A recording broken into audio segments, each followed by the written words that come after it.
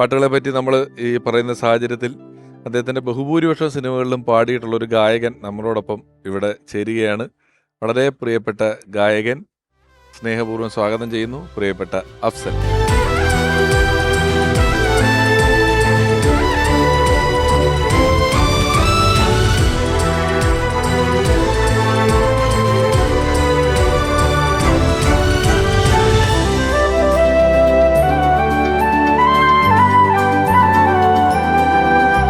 അഫ്സലിക്ക നമസ്കാരം. നമസ്കാരം.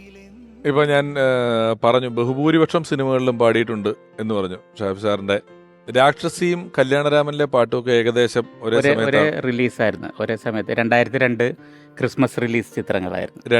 രണ്ട് പടത്തിലെയും പാട്ടുകൾ ഹിറ്റാകുകയാണ്. അതിൽ കല്യാണരാമനിലെ പാട്ട് അഫ്സലിക്കൊക്കെ ഒരു വലിയ ബ്രേക്കാണ് തന്നിട്ടുള്ളത്. അതിന് തിരഞ്ഞെടുത്തതോ പറഞ്ഞതിലോ ഒക്കെ ഷാഫി സാറിന് പങ്കുണ്ടോ, അറിയാമായിരുന്നു? തീർച്ചയായിട്ടും അതെനിക്ക് തോന്നുന്നു ബെന്നിച്ചേട്ടൻ അറിയേണ്ട കാര്യങ്ങളൊക്കെ. അതിന് കമ്പോസിങ് നേരത്തെ തുടങ്ങി ബേണിച്ചേട്ടൻ ഇഗ്നിയസ് ചേട്ടനും കൂടി.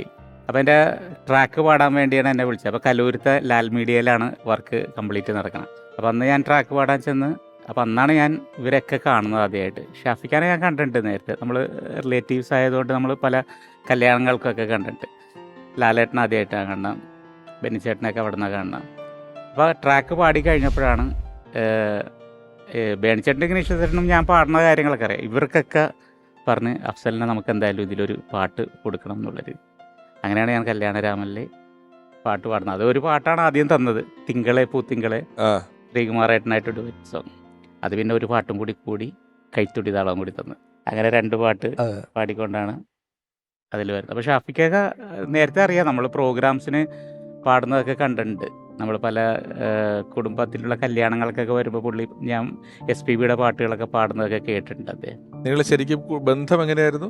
ബന്ധം ഈ പറഞ്ഞ ശരിക്കും ആക്ച്വലി ബന്ധം സിദ്ദീഖണ്ണൻ്റെ ഫാദറും എൻ്റെ ഫാദറും വളരെ ക്ലോസ് ആയിരുന്നു. അവർ ഫ്രണ്ട്സുമാണ്, ഒരു അകന്ന റിലേഷൻ ഉണ്ട്. അത് ഇപ്പോൾ ചോദിച്ചാൽ എനിക്ക് കറക്റ്റായിട്ട് പെടുത്തില്ല.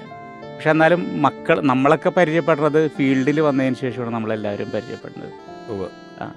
അപ്പോൾ പല കല്യാണങ്ങൾക്ക് കാണുമെങ്കിലും ചിരിച്ച് ഇങ്ങനെ കൈയൊക്കെ കൊടുത്ത് പോകുന്നുള്ളൂ. അങ്ങനെ ഭയങ്കര അടുപ്പമൊന്നും ഉണ്ടായിരുന്നു. പക്ഷേ സിനിമയിൽ വന്നതിന് ശേഷമാണ് ഇവരായിട്ടൊക്കെ കൂടുതൽ. ഞങ്ങളിപ്പം ഷാഫി സാറിൻ്റെ ഒരു മ്യൂസിക് സെൻസിനെ കുറിച്ച് പറയുമായിരുന്നു. ഒരു മിക്ക സിനിമകളിലും പുതിയ പാട്ടുകാരെ ഉപയോഗിക്കുന്നത്, ഇപ്പം ഇഷ്ടമല്ലേ എന്നുള്ള പാട്ട് ഷഹബാസിനെ കൊണ്ട് പാടിക്കുന്നു. വിപിനൊക്കെ കൂടെ പുണ്യവാൻ ഇസഹാക്കിനുണ്ടായി 2 മക്കൾ പാടുന്നതാണെങ്കിലും പ്രദീപ് പള്ളുരുത്തി ചേട്ടനെ കൊണ്ട് പാട്ട് പാടിക്കുന്നു.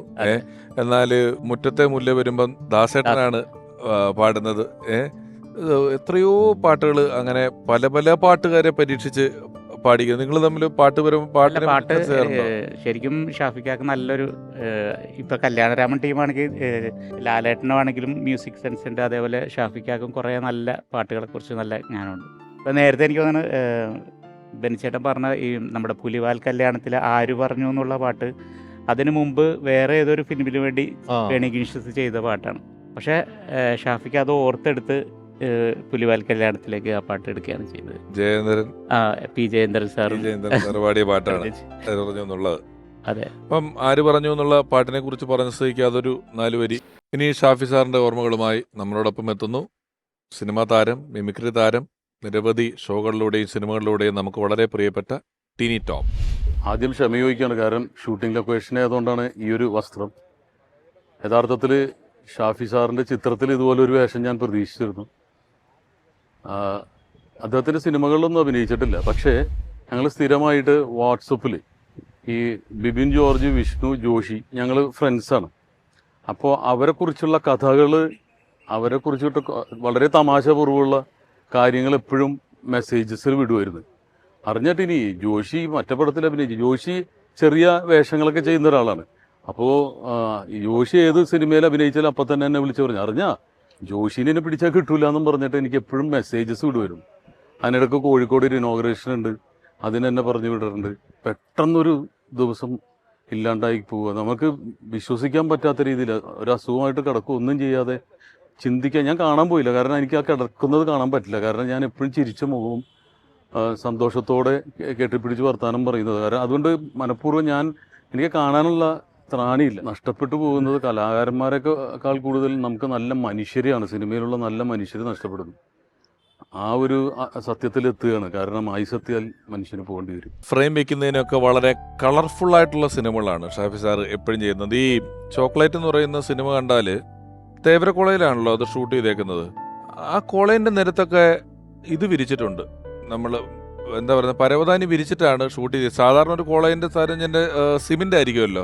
ഇത് നല്ല നീല കളറ് പരവതാനി വിരിച്ചിട്ട് നിറച്ച് ചെടിച്ചട്ടികൾ വെച്ചിട്ട് അതൊക്കെ ആർട്ടുമായിട്ട് ഡിസ്കസ് ചെയ്യുന്നതാണോ ഷാഫി സാറിൻ്റെ വാശിക്ക് പോകുന്ന കാര്യങ്ങളായിരിക്കും? അതല്ല, ആർട്ടായിട്ട് ഡിസ്കസ് ചെയ്യും. അത് എങ്ങനെ അവരുടെ സജഷൻ ആയിരിക്കും ഷാഫി സാർ പറഞ്ഞു പറയും. ഫ്രെയിം എപ്പോഴും നല്ല കളർഫുൾ ആയിരിക്കണമെന്നുള്ളത് നിർബന്ധമുള്ള ആളാണ്. ഇപ്പൊ കല്യാണരാമിൽ തന്നെ ഒരു പന്തലിനകത്തല്ലേ. അതെ. അപ്പൊ എന്ന് പറഞ്ഞാൽ ഫ്രെയിമിന് ലിമിറ്റേഷൻസ് ഉണ്ടാവും. എങ്ങോട്ട് തിരിഞ്ഞാലും പന്തലാണ്. അപ്പോൾ പന്തലിനകത്ത് തന്നെ ഈ പറഞ്ഞ പോലെ തന്നെ ഫ്ലവർ വേസും അതുപോലെ അതിൻ്റെതായ ഒരു വ്യത്യസ്തതയും കൊണ്ടുവരാനായിട്ട് ചർച്ച ചെയ്യാറുണ്ട്. ആർട്ട് ഡയറക്ടറായിട്ട് വിളിച്ചിട്ട് നേരത്തെ ഫ്രെയിമിൽ നിന്ന് മാറിയിട്ട് ഉള്ള ഒരു ആംഗിൾ ആവുമ്പോൾ അവിടെ എന്തെങ്കിലും പ്രോപ്പർട്ടീസ് എങ്കിലും വെച്ചിട്ടൊന്ന് ഒരു മാറ്റങ്ങൾ വരുത്തും, അല്ലെങ്കിൽ മൊണോട്ടനസ് വരും. അതുപോലെ എല്ലാ വിഷ്വലിലും ഷാഫിയുടേതായ കോൺട്രിബ്യൂഷൻ അവിടെ എന്തെങ്കിലും വെക്കാനൊക്കെ പറഞ്ഞു. പിന്നെ അദ്ദേഹത്തിന്റെ ഒരു സിഗ്നേച്ചർ സിനിമകളിലുണ്ട്. ഇപ്പം നമ്മൾ ചോക്ലേറ്റ് പറഞ്ഞാൽ സച്ചി സേതു ആണ് തിരകഥ. ഒരുപാട് സിനിമകൾ ബെന്നിച്ചേട്ടനാണ്, ചിലത് ഉദയേട്ടനാണ് എഴുതിയിട്ടുള്ളത്. ഇതൊക്കെ ആണെങ്കിലും ഷാഫി സാറിന്റെ സിനിമകൾക്ക് എഴുത്തുകാർ മാറുന്നുണ്ടെങ്കിലും നമുക്ക് ചെറിയ ഒരു പൊതു സ്വഭാവം പല സിനിമകൾക്ക് നമുക്ക് കണ്ടാൽ അതിന്റെ ഒരു കളർ കൊണ്ടും അതിന്റെ ഒരു എന്റർടൈനിങ് സ്വഭാവം കൊണ്ടും എല്ലാം നമുക്ക് ബേസിക്കലി അത് എല്ലാത്തിലും ഹ്യൂമർ ഉണ്ടാവും എന്നുള്ളതാണ്. അതെ, ഹ്യൂമർ ഇല്ലാത്തൊരു സിനിമ കുറവായിരിക്കും ഷാഫിയുടെ. ഹ്യൂമർ ഇല്ലാത്തതുണ്ടോ? ചെയ്തിട്ടുണ്ടോ? വളരെ ഇല്ല ഹ്യൂമറിന്റെ അളവ് കുറഞ്ഞിട്ടുണ്ടാവും. ഹ്യൂമർ ഇല്ലാതെ ഷാഫി പടം ചെയ്യില്ല. ഇപ്പം ഷാഫി സാറിനെ കുറിച്ച് അദ്ദേഹത്തിന്റെ സിനിമകളിൽ നായികയായി എത്തിയിട്ടുള്ള പ്രിയപ്പെട്ട നവ്യ നായർ. ഷാഫിക്കയോടൊപ്പം ഞാൻ ചെയ്യുന്ന സിനിമ കല്യാണരാമനാണ്. എനിക്കറിയാം മലയാളികൾക്ക് ഒരിക്കലും മറക്കാൻ പറ്റാത്തൊരു സിനിമയാണ് കല്യാണരാമൻ.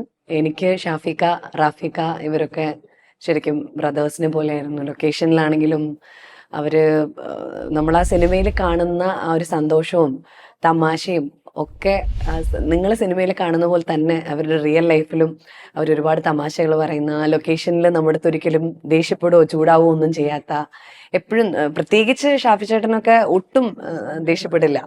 റാഫിക്ക് അങ്ങനെ തന്നെയാണ്, പക്ഷെ എന്നാലും കുറച്ചും കൂടി ഷോർട്ട് ടെമ്പേർഡാണ്. പക്ഷെ ഷാഫി ചേട്ടൻ ദേഷ്യപ്പെട്ട് കണ്ടിട്ടേ ഇല്ല. ഞാൻ എപ്പോഴും തമാശയിലും ഒക്കെ ഇരിക്കുന്നതിന് എനിക്ക് തോന്നുന്നു ഷാഫി ചേട്ടൻ്റെ സിനിമകളൊക്കെ മലയാളികൾ ഒരു കാലത്തും മറക്കാത്ത തരത്തിലുള്ള സിനിമകളാണ്. ഇപ്പോഴും ഞാൻ ആൾക്കാരുടെ ഇടയിൽ ഇപ്പോഴും ഒരു സിനിമാ നടി എന്നുള്ള ഒരു പേരിൽ നിലനിൽക്കുന്നതിന് ഈ കല്യാണരാമനും അതിലെ തമാശകളും ഒക്കെ വലിയൊരു പങ്ക് വഹിക്കുന്നുണ്ട്. വളരെ പെട്ടെന്ന് വളരെ ഷോക്കിംഗ് ആയിട്ടുള്ള ഒരു ന്യൂസ് ആയിരുന്നു ഷാഫി ചേട്ടൻ്റെ മരണം. ഹോൾ ഫാമിലിക്ക് അവരുടെ മനസ്സിനിത് താങ്ങാൻ പറ്റണമെന്ന് പ്രാർത്ഥിക്കുന്നു. പ്രത്യേകിച്ച് റാഫിക്കയും ഷാഫിക്കും ഒക്കെ അവർ വളരെ ബ്രദേഴ്സ് തമ്മിലുള്ള ഒരു വലിയ ബോണ്ടിങ് ഉള്ള ഒരു ഫാമിലിയാണ്. അപ്പോൾ അവർക്ക് എല്ലാവർക്കും അതിനുള്ളൊരു മനഃശാന്തി കൊടുക്കട്ടെ എന്ന് പ്രാർത്ഥിക്കുന്നു. പിന്നെ ഇതിനെപ്പറ്റി സംസാരിക്കുമ്പോൾ എൻ്റെ അറ്റേർന്നത് ഞാനിപ്പോൾ ഷൂട്ടിനിടയിലായതുകൊണ്ടാണ്. പക്ഷേ ഷാഫി ചേട്ടനെ പറ്റി രണ്ട് വാക്കിങ്ങനെ സംസാരിക്കാൻ പറയുമ്പോൾ അതൊരിക്കലും എനിക്ക് പറയാതിരിക്കാൻ പറ്റാത്തതുകൊണ്ട് മാത്രമാണ് ഞാൻ ഇങ്ങനെ അപ്പിയർ ചെയ്തത്. Sorry for that.